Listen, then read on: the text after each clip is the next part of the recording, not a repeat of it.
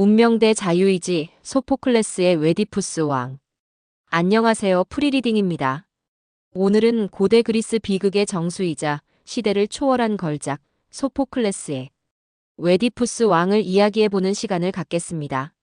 이 작품은 단순히 한 영웅의 비극적인 서사를 넘어 인간의 존재론적 질문, 특히 운명과 자유의지라는 영원한 테마를 정교하게 엮어낸 수작으로 평가받고 있습니다. 과연 인간은 정해진 운명의 굴레에서 벗어날 수 있을까요? 아니면 스스로의 선택을 통해 운명을 개척할 수 있을까요? 웨디푸스 왕의 이야기는 이 질문에 대한 깊은 성찰을 요구합니다. 이러한 질문은 비단 고대 그리스 시대에만 국한되지 않고 현대에 이르러서도 여전히 많은 사람들의 삶을 지배하는 근원적인 물음입니다. 우리는 때로 불가항력적인 사건들 앞에서 좌절하고 주어진 환경과 타고난 운명에 순응해야만 하는가에 대한 고민에 빠지기도 합니다. 하지만 동시에 우리는 자유로운 선택을 통해 우리의 삶을 변화시키고 스스로의 의지로 새로운 길을 개척해 나갈 수 있다는 믿음을 가지고 살아가기도 합니다. 웨디푸스 왕은 이 상충되는 두 가지 관점 사이에서 인간이 겪는 존재론적 고뇌를 압축적으로 보여주는 탁월한 예시라 할 수 있습니다. 소포클레스의 웨디푸스 왕은 기원전 5세기에 쓰여진 작품임에도 불구하고 현대에 이르기까지 수많은 예술가와 철학자, 그리고 일반 대중에게 깊은 영감을 주고 있습니다. 아리스토텔레스는 그의 저서 시학에서 이 작품을 비극의 전형으로 극찬했으며 특히 페리페테이아 상황 역전과 아나그노리시스, 인식 전환이라는 비극의 핵심 요소를 완벽하게 구현했다고 평가했습니다. 프로이트는 이 작품에서 영감을 받아 오이디푸스 콤플렉스라는 정신분석학적 개념을 창안하기도 했습니다. 이는 아들이 무의식적으로 아버지를 경쟁 상대로 여기고 어머니에 대한 애착을 느끼는 보편적인 심리 현상을 설명하는 용어로 웨디푸스 왕의 이야기가 인간 심층에 자리한 보편적인 무의식을 건드렸음을 증명합니다. 이렇듯 웨디푸스 왕은 시대를 관통하는 보편적인 메시지를 담고 있으며 그 중심에는 바로 운명과 자유의지의 충돌이라는 핵심 주제가 자리하고 있습니다. 작품의 줄거리를 간략히 살펴보겠습니다. 테베의 왕 라이오스와 왕비 이오카스테에게는 비극적인 신탁이 내려집니다. 그들의 아들이 장차 아버지를 죽이고 어머니와 결혼하게 될 것이라는 끔찍한 예언이었죠. 이 운명을 피하기 위해 라이오스와 이오카스테는 갓 태어난 아들의 발목을 꿰어 키타이론 산에 버리도록 명합니다. 이 아기가 바로 웨디푸스입니다. 하지만 예언된 운명은 인간의 의지로 쉽게 거스를 수 없는 것이었을까요? 산에 버려진 아기는 코린토스의 양치기에 의해 구출되어 코린토스 왕 폴리보스와 왕비 메로페의 양자로 길러집니다. 그는 자신이 코린토스의 왕자라고 믿으며 행복하게 성장합니다. 어느 날 웨디푸스는 술자리에서 자신이 양자라는 조롱 섞인 말을 듣게 되고 자신의 출생에 대한 의심을 품게 됩니다. 불안한 마음에 델포이 신전을 찾아가 신탁을 구하지만 그에게 돌아온 것은 더욱 충격적인 예언이었습니다. 너는 너의 아버지를 죽이고 너의 어머니와 결혼하게 될 것이다. 이 끔찍한 신탁에 절망한 웨디푸스는 자신이 사랑하는 부모님에게 해를 끼치지 않기 위해 코린토스를 떠나기로 결심합니다. 그는 신탁을 피하기 위해 스스로 고향을 등진 것이라 생각했지만 아이러니하게도 이 선택이야말로 그를 운명의 한가운데로 이끌게 됩니다. 테베로 향하는 길목에서 웨디푸스는 좁은 길 위에서 한 노인과 마주치고 서로 양보하지 않으려다 결국 싸움이 벌어져 그 노인을 살해하게 됩니다. 이 노인이 바로 그의 친아버지인 라이오스 왕이었다는 사실을 당시 웨디푸스는 전혀 알지 못했습니다. 운명의 덫은 이렇게 교묘하게 작동하기 시작합니다. 테베에 도착한 웨디푸스는 스핑크스라는 괴물에게 시달리던 테베 시민들을 구원하게 됩니다. 스핑크스는 지나가는 사람들에게 수수께끼를 내어 맞추지 못하면 잡아먹는 무서운 존재였는데 아침에는 4발, 점심에는 2발, 저녁에는 3발로 걷는 것은 무엇인가? 라는 스핑크스의 수수께끼를 웨디푸스는 인간이라고 정확히 맞춥니다. 수수께끼가 풀리자 스핑크스는 절망하여 자살하고 테베 시민들은 자신들을 구원한 웨디푸스를 영웅으로 추대합니다. 당시 테베는 라이오스 왕의 갑작스러운 죽음으로 공석이 된 왕좌에 오를 인물을 찾고 있었고 웨디푸스는 시민들의 열렬한 환호 속에 라이오스의 미망인인 이오카스테와 결혼하여 테베의 새로운 왕이 됩니다. 이로써 신탁의 모든 내용, 즉 아버지를 죽이고 어머니와 결혼한다는 끔찍한 예언은 웨디푸스 자신이 전혀 인지하지 못하는 사이에 모두 이루어지게 됩니다. 그는 자신의 지혜와 용기로 테베를 구원한 영웅이 되었지만 동시에 가장 끔찍한 죄를 저지른 자가 되어버린 것입니다. 그의 선택은 자유의지에 의한 것이었지만 그 결과는 철저히 예정된 운명의 궤적을 따랐습니다. 이후 수년 동안 테베는 웨디푸스의 현명한 통치 아래 번영을 누립니다. 그러나 어느 날 테베의 원인 모를 역병이 휩쓸기 시작하고 백성들은 고통 속에서 신음합니다. 웨디푸스는 역병의 원인을 파악하기 위해 델포이 신전에 사절을 보내고 돌아온 사절 크레오는 라이오스 왕을 살해한 범인이 테베 안에 숨어 있으며 그 범인을 찾아내 처벌해야만 역병이 멈출 것이라는 신탁을 전합니다. 웨디푸스는 자신의 백성을 구원하기 위해 범인 색출에 온 힘을 기울이겠다고 맹세합니다.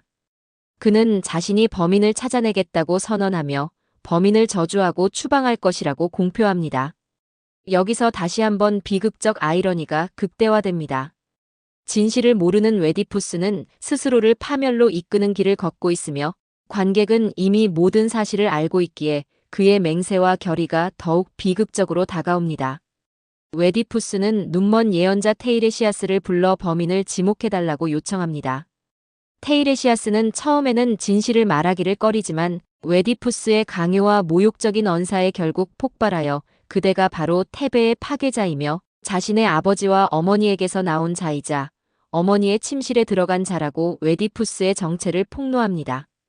하지만 웨디푸스는 이를 믿지 않고 테이레시아스와 크레온이 자신을 모함한다고 의심하며 분노합니다. 그는 자신의 뛰어난 지혜와 능력을 굳게 믿고 있었기에 자신이 끔찍한 운명의 주인공일 리 없다고 생각한 것입니다. 진실을 향한 웨디푸스의 추적은 계속됩니다. 그는 라이오스 왕 살해 현장에 유일하게 살아남았던 증인을 불러 신문하고 이오카스테 왕비와의 대화를 통해 과거의 단서들을 하나씩 맞춰나갑니다. 이오카스테는 남편 라이오스가 살해당했던 장소와 시기에 대한 이야기를 하며 웨디푸스에게 경고하지만 웨디푸스는 자신의 과거 행적과 기묘하게 일치하는 부분들에서 벗어날 수 없었습니다. 특히 그가 과거에 죽였던 노인의 모습이 라이오스 왕의 묘사와 일치한다는 것을 깨닫는 순간 그는 점차 자신의 운명에 대한 섬뜩한 의심을 품기 시작합니다. 이때 코린토스에서 온 사자가 웨디푸스에게 그의 양아버지 폴리보스 왕이 죽었다는 소식을 전합니다. 웨디푸스는 신탁의 일부가 비껴갔다며 안도하지만 사자는 곧 웨디푸스가 폴리보스와 메로페의 친아들이 아니며 키타이론 산에서 발견된 아이임을 밝힙니다. 그리고 그 아이를 라이오스 왕의 하인이었던 양치기에게서 받았다고 고백합니다. 웨디푸스는 혼란 속에서 마지막 퍼즐 조각을 맞추기 위해 라이오스 왕의 옛 양치기를 불러옵니다. 이 양치기는 과거 이오카스테의 명령으로 갓난 웨디푸스를 버린 장본인이었습니다. 웨디푸스의 끈질긴 추궁 끝에 양치기는 마침내 모든 진실을 털어놓습니다. 그가 버린 아기가 바로 웨디푸스이며 그 아이는 라이오스와 이오카스테의 친아들이었다는 충격적인 사실이 드러납니다. 이 순간 웨디푸스는 자신의 모든 노력이 운명으로부터 벗어나기 위함이 아니라 오히려 운명을 완성시키는 길이었음을 처절하게 깨닫습니다. 자신이 그토록 피하고자 했던 예언이 자신의 자유, 의지적 선택들에 의해 한치의 오차도 없이 실현되었음을 알게 된 것입니다. 그는 자신이 아버지를 죽이고 어머니와 동침하여 자식들을 낳았다는 끔찍한 진실 앞에 절규합니다. 자신이 낳은 자식들이 사실은 동생들이자 조카들이었고 자신이 사랑했던 아내가 사실은 어머니였다는 충격적인 사실은 웨디푸스를 완전히 무너뜨립니다. 이오카스테 왕비는 이 비극적인 진실 앞에서 스스로 목숨을 끊고 웨디푸스는 그녀의 죽음을 목격한 후 자신의 눈이 더 이상 이 끔찍한 세상을 보지 못하도록 스스로 눈을 찌릅니다. 그는 자신의 죄를 속죄하고 모든 것을 알게 된 자신에게 더 이상 시각이 필요 없다고 생각하며 스스로를 벌한 것입니다. 눈을 멀게 한 채 그는 테베에서 추방당하고 그의 비극적인 여정은 막을 내립니다. 자, 이제 이 비극적인 서사를 통해 우리가 얻을 수 있는 통찰은 무엇일까요? 웨디푸스 왕은 분명 운명의 강력한 힘을 보여줍니다. 웨디푸스가 아무리 필사적으로 신탁을 피하려 노력했음에도 불구하고 그의 모든 행위는 오히려 그 운명을 향한 필연적인 발걸음이었습니다. 이는 인간의 의지로는 거스를 수 없는 거대한 힘, 즉 운명의 존재를 인정하게 만듭니다. 하지만 여기서 중요한 것은 단순히 운명에 대한 체념이 아닙니다.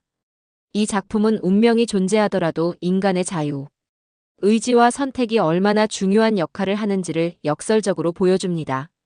웨디푸스는 자신의 의지로 코린토스를 떠났고 자신의 의지로 라이오스를 죽였으며 자신의 의지로 스핑크스의 수수께끼를 풀고 테베의 왕이 되었습니다.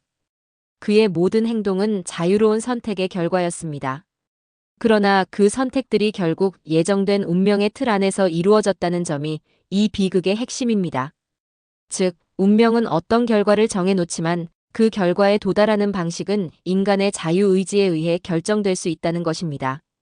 웨디푸스의 비극은 단순히 운명에 의해 끌려가는 꼭두각시의 비극이 아닙니다. 오히려 그의 비극은 무지에서 비롯된 오만과 성급한 판단에서 비롯된 면도 크다고 볼 수 있습니다. 그는 자신이 모든 것을 통제하고 이해할 수 있다고 믿었으며 신탁에 대한 맹목적인 공포와 자신의 지혜에 대한 과신이 그를 파멸로 이끌었습니다. 만약 그가 조금 더 겸손하고 신중하게 진실을 탐구했더라면 혹은 자신의 충동적인 행동을 제어했더라면 비극의 양상이 달라졌을 수도 있었을까요? 이러한 질문은 인간의 자유의지와 책임이라는 주제로 확장됩니다. 현대적 관점에서 웨디푸스 왕을 해석할 때 우리는 이 작품을 단순히 고대 신화의 이야기로 치부할 수 없습니다. 이 작품은 오늘날 우리에게도 여전히 유효한 질문들을 던집니다. 첫째, 자기인식의 중요성입니다. 웨디푸스는 자신이 누구인지, 자신의 과거가 어떠한지 알지 못했기 때문에 비극을 맞이했습니다. 우리는 자기 자신을 얼마나 잘 알고 있을까요? 자신의 내면과 역사를 직시하려는 노력 없이는 웨디푸스처럼 알지 못하는 어둠 속에서 방황할 수 있음을 시사합니다. 둘째, 책임감과 오만에 대한 성찰입니다. 웨디푸스는 라이오스 살해 사건의 범인을 찾아내겠다고 맹세했을 때 스스로가 그 범인일 수도 있다는 가능성을 전혀 고려하지 않았습니다. 그의 오만함은 결국 자신을 향한 비극적인 진실을 외면하게 만들었고 결과적으로 더 큰 고통을 초래했습니다. 우리는 얼마나 타인에게 책임을 전가하고 자신의 부족함을 인정하지 않으려 할까요? 이 작품은 개인의 책임과 겸손의 중요성을 일깨웁니다. 셋째, 운명의 수용과 삶의 불확실성에 대한 메시지입니다. 웨디푸스는 자신의 운명을 필사적으로 피하려 했지만 결국 피할 수 없었습니다. 현대 사회는 예측 불가능한 사건들로 가득합니다. 우리는 모든 것을 통제할 수 있다고 믿지만 때로는 거대한 흐름 앞에서 무력함을 느낄 때도 있습니다.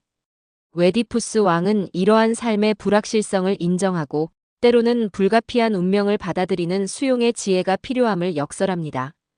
그렇다고 해서 모든 것을 운명 탓으로 돌리고 노력을 포기하라는 의미는 아닙니다. 오히려 운명 속에서 우리가 취할 수 있는 최선의 자유의지적 선택이 무엇인지, 그리고 그 선택에 대한 책임을 어떻게 질 것인지 고민하게 만듭니다. 결론적으로 소포클레스의 웨디푸스 왕은 단순한 고대 비극을 넘어 인간 존재의 근원적인 질문들을 던지는 심오한 철학적 작품입니다. 운명과 자유의지, 무지와 인식, 책임과 오만, 그리고 자기인식의 중요성 등 이 작품이 제시하는 다양한 주제들은 시대를 초월하여 인류에게 영원한 질문으로 남아 있습니다. 우리는 웨디푸스의 비극적인 여정을 통해 우리 자신의 삶과 존재에 대해 깊이 성찰하고 예측할 수 없는 삶 속에서 어떻게 우리의 자유의지를 현명하게 사용하며 책임을 다할 것인지 고민해 볼 수 있을 것입니다. 이 작품이 우리에게 던지는 메시지는 고대 그리스의 지혜가 오늘날에도 여전히 우리의 삶을 비추는 등불이 될 수 있음을 보여줍니다. 경청해 주셔서 감사합니다.